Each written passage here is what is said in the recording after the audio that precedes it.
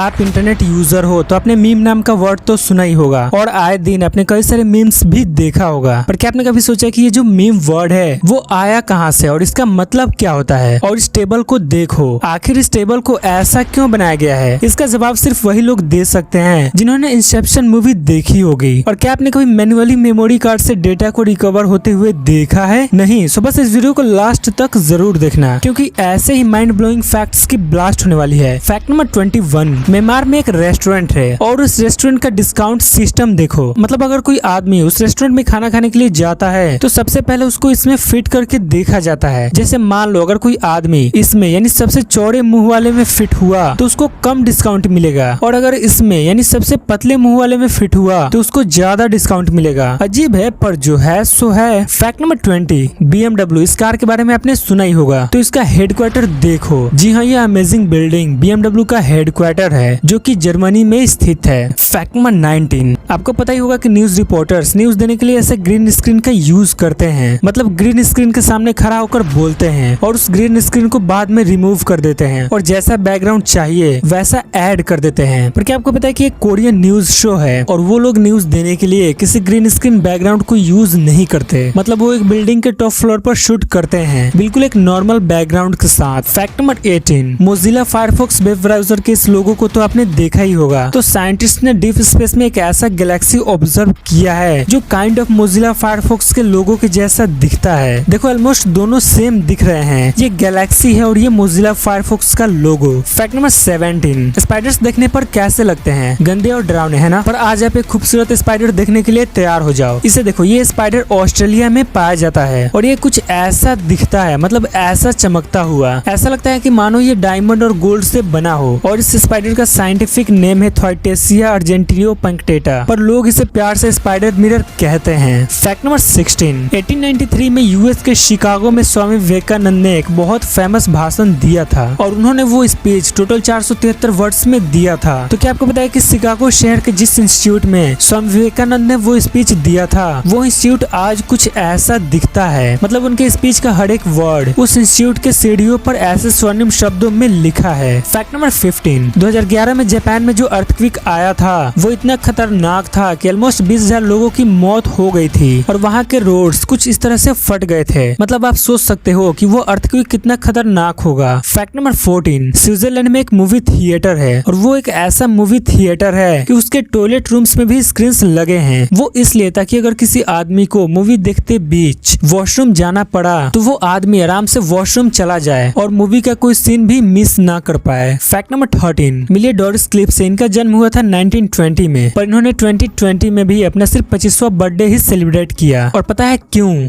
सुनो, एक्चुअली 1920 के फरवरी महीने के 29 तारीख को इनका जन्म हुआ था। मतलब लीप ईयर में इनका जन्म हुआ था और आपको पता ही है कि लीप ईयर कब आता है? हर 4 साल बाद। इसलिए उन्होंने टेक्निकली 2020 में भी अपना सिर्फ 25वां बर्थडे ही सेलिब्रेट किया। फैक्ट नंबर 12, एक 18 ईयर ओल्ड फोटोग्राफर ने इलीगली ग्रेट पिरामिड ऑफ गिजा के टॉप पर चढ़ा और उसके टॉप से कुछ पिक्स भी क्लिक किए जो कुछ ऐसा दिखता है। मतलब ग्रेट पिरामिड ऑफ गिजा के टॉप से नजारा कुछ ऐसा दिखता है। फैक्ट नंबर 11, वर्ल्ड का जो मोस्ट डेंसली आइलैंड है वो अफ्रीका के लेक विक्ट्री में मौजूद है और आप खुद इमेज में देख सकते हो ये आइलैंड कितना डेंस है। मतलब घर पर घर, घर पर घर। फैक्ट नंबर 10, जर्मनी का जो पार्लियामेंट बिल्डिंग है वो ट्रांसपेरेंट है। मतलब लोग बाहर से भी उसके अंदर देख सकते हैं और ऐसा ट्रांसपेरेंट पार्लियामेंट बिल्डिंग इसलिए बना है ताकि पॉलिटिशियंस को याद रहे कि गवर्नमेंट को हमेशा ट्रांसपेरेंट ही रहना चाहिए और लोग यानी देश के लोग पॉलिटिशियंस से हमेशा ऊपर हैं। फैक्ट नंबर 9, आपके फोन में जो मेमोरी कार्ड है उसमें जो भी डेटा आप सेव किए हो, म्यूजिक, वीडियो, कुछ भी, उसको आप दूसरे डिवाइस में इजिली ट्रांसफर कर सकते हो। पर ये आप जानकर चौंक जाओगे कि आपकी मेमोरी से डेटा रिकवरी मैन्युअली भी किया जा सकता है और वो कुछ इस तरीके से किया जाता है। मतलब बिना किसी डिवाइस को यूज किए मेमोरी कार्ड से data recovery. Amazing. Fact number 8, Hubble space telescope के बारे में आपने कभी न कभी सुना ही होगा। तो आपके मन में कभी ख्याल आया होगा कि हबल स्पेस टेलीस्कोप का साइज कितना बड़ा होगा? तो इसे देखो, एक्चुअल में हबल स्पेस टेलीस्कोप का साइज इतना बड़ा है। फैक्ट नंबर 7, बैट्स जो मैमल है, तो क्या आपको पता है कि ये बैट्स अपने विंग्स से भी सांस ले सकते हैं? जी अपने पंख से। एक्चुअली बैट्स का 85% सरफेस एरिया उनके विंग्स से ही बनता है और यही विंग्स उनको सांस लेने में भी मदद कर सकते हैं। फैक्ट नंबर 6, आपको पता ही होगा कि कोविड-19 कोविड-19 के वजह से स्कूल्स वगैरह सारे बंद हैं और बच्चे ऑनलाइन ही पढ़ रहे हैं। तो मैक्सिको में कुछ टीचर्स ऐसे गाड़ी से जाकर उन बच्चों को पढ़ा रहे हैं जिनके पास इंटरनेट एक्सेस नहीं है और जो बुक्स लेने के लिए भी एलिजिबल नहीं है। Hats off for those teachers. Fact number 5, 1880 में एक अजीब कांड हुआ। थाईलैंड की महारानी पानी में डूबकर मर गई, जबकि उसके जो पहरेदार थे वो सब उसके साथ ही थे और देख भी रहे थे कि वो पानी में डूब रही है, पर फिर भी किसी ने उसे पकड़कर बचाने की कोशिश नहीं की। और पता है क्यों?